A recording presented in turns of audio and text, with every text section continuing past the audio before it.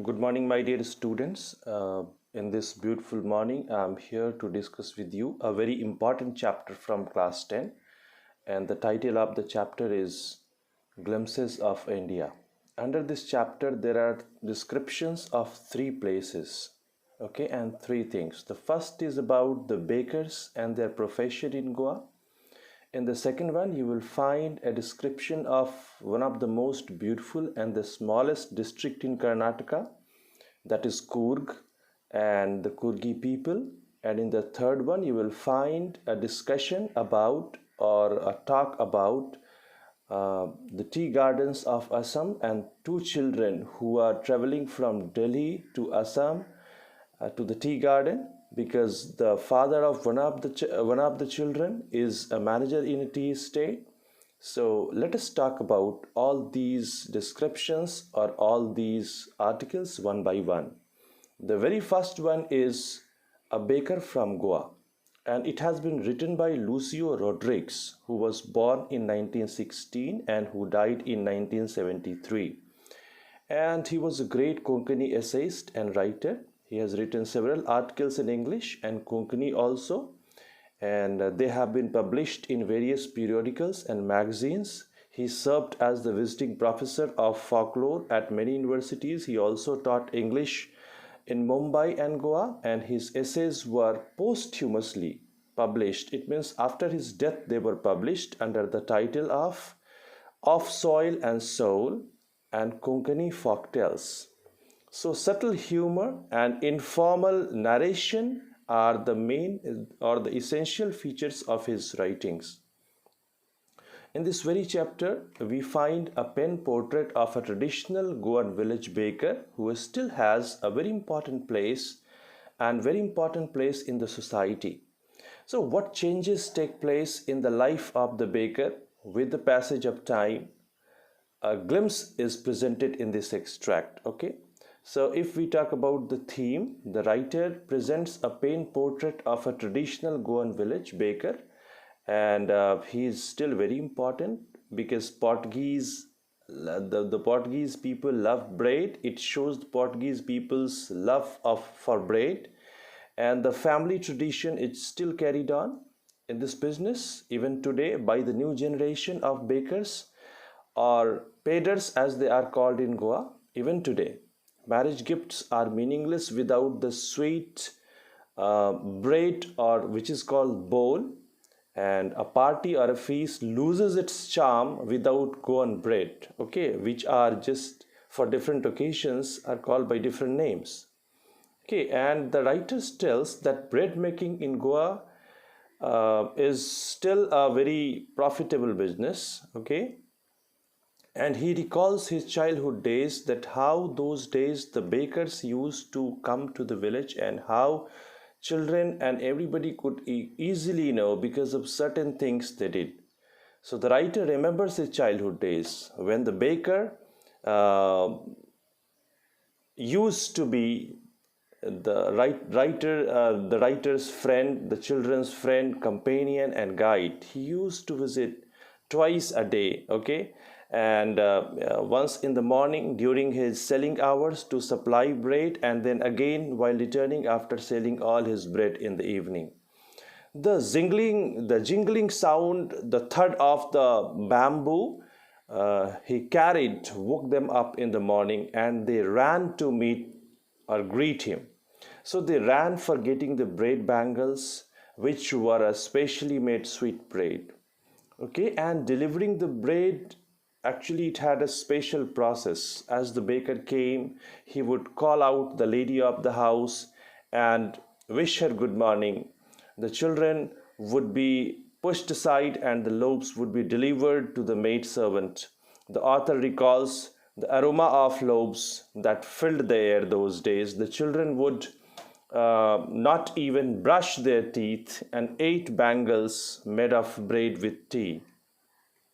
And bread has had a very important place in Goan society, okay, in traditional ceremonies. The various kinds of bread were very important for all occasions. No marriage was complete until and unless the traditional bowl was served, the lady of the house prepared sandwiches on the occasion of her daughter's engagements, and bolinas were prepared for Christmas and other festivals. And there is a very interesting description of the baker's dress, which used to be a completely unique. Okay, he used to be dressed in a kabai. It was called a kabai, and it used to be a long frock which reached down to the knees, or a shirt and trousers which were shorter than full length ones and longer than half pants. So even today, if anyone dares to go out in the streets wearing half pants, he is referred to as a pader, means a baker. Fine. So very interesting it is, and even those days, bread making used to be a profitable business. The baker usually collected his bills at the end of the month. All the accounts were written on some wall in the premises with a pencil, and it was a profitable profession during those days because Portuguese were lovers of fresh baked loaves, and the baker, his family members, and his servants looked prosperous and happy, and it appeared from their jackfruit like appearance. Okay, this is all about the description of baker in Goa, and now we are coming to the second part, which is talking about one of the most beautiful and the smallest district in Karnataka, and it has been written by Lokesh Abrol, and Abrol has been a renowned doctor by profession, and he established the first multi-speciality hospital in the private sector in Gurgaon. He is also a social worker, and he established the first stray cow shelter in Gurgaon. So Lokesh Abrol is an established writer also. The present essay on Coorg highlights his sharp observation and ability for a graphic description of the wonderful land, and that is called Coorg. So let us now talk about Coorg, whatever he has written in Coorg. He calls it a heavenly place, okay, and it lies in Karnataka, the smallest district it is, between Mysore, the coastal town of Mysore, and Bangalore. And it seems to be like heaven on earth. It is inhabited by martial men and beautiful women and wild creatures also. Weather and environment of Coorg is really wonderful. It is the smallest district of Karnataka, and it consists of evergreen forests, spices and coffee plantations, and the best season to visit Coorg starts in September and continues up to March. The weather in Coorg is pleasant during these months. And now let us talk a bit about the people of Coorg. Okay, the people here are possibly of Greek or Arabic descent. We say so because according to a legend, Alexander's army, Alexander the Great, his army or a portion of his army moved south along the coast and settled there only when they were unable to return to their country.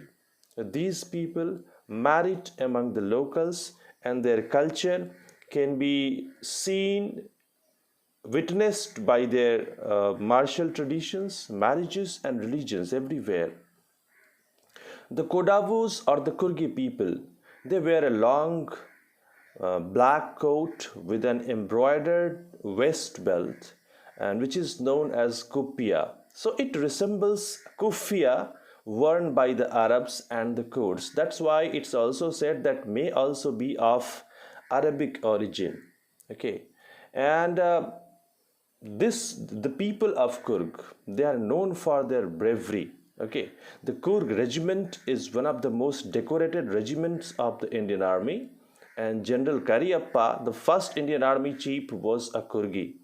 So even today, only the Kodavus in the country are permitted to carry firearms without license. So they have been naturally a martial race. Oh, and Coorg is also very famous for its wildlife. It's home to a large number of wild animals and birds. And Mahasir, a large freshwater fish, is found here. Kingfishers, squirrels, and langurs also just move about the place without any fear. Okay, while elephants enjoy being bathed and scrubbed in the river by their mahouts, and the river Kaveri, it gets its water from the hills of Kurg, and it is a tourist destination. It's a very beautiful place. Even the laziest tourist becomes adventurous over there on coming to Kurg, as it is full of adventure sports like river rafting, canoeing, rock climbing, etc. The climb to Brahmagiri hills brings smiles to many faces, as one can see the panoramic view of Kurg from there. And nature has given a lot of bounties to that place called Kurg. It's India's largest Tibetan settlement at Bailakuppe is inhabited by the monks in red ochre and yellow robes. There are many more surprises waiting at Kurg for the tourists to discover. Kurg can be reached by several ways: by road, by rail. It can, if one prefers to go by air, then the nearest airports are Bangalore and Mangalore, and by road it is around 250 to 260 kilometers from Bangalore. So this is everything about Kurg, the most beautiful place. I hope it might have created a desire in you to visit that place, such a beautiful place it is. And now the third portion is about the tea gardens of Assam. And the writer is Arup Kumar Datta, and who was born in 1946 at Jorhat in Assam, and he was educated at Delhi University and served as a professor of English for many years at JB College Jorhat. And his published works, the adventure stories, which was published in 1978, then Brahmaputra, which saw the light in 2001, have been translated into many foreign languages. In this story, he talks about two boys, Pranjal and Rajveer, who are in the train moving towards Assam. And Rajveer and Pranjal both read in a boarding school in Delhi, and Pranjal actually belongs to Assam. His father is a manager in a tea estate over there. And so he is visiting his place. He has invited Rajveer to visit his place during vacations, and both are in the train and they are traveling to Assam. And Rajveer is very excited to see the beautiful scenery of greenery and tea plantation outside. Rajveer tells Pranjal that over 80 crore cups of tea are consumed every day throughout the world, which is a huge figure, stunning figure. And Rajveer looks at the scenery outside and he is mesmerized by its beauty. The view from the train was also panoramic. There was greenery all around outside. The soft green paddy fields gave way to tea bushes spread as far as the eye could see. And then they talk about the legends and the discovery of tea. There are many legends associated with the discovery of tea. The Chinese legend says that when a few tea leaves accidentally fell into boiling water, which the emperor tested and liked, tea making started over there. And Indian legend tells that a Buddhist monk, he cut off his eyelids because he was finding it difficult to meditate because of feeling sleepy all the time, and tea plants grew out of these eyelids, and the leaves of these plants, when put in hot water and drunk, they drive away sleep even today. That's why these legends seem to be very interesting. And it has its origin, the tea has its origin in China. And Rajveer, who had studied a lot, done a lot of homework on the origin of tea and the nature of how it is planted, how it is harvested. So he tells Pranjal that tea was first drunk in China, and chai and chini are the words which are of Chinese origin.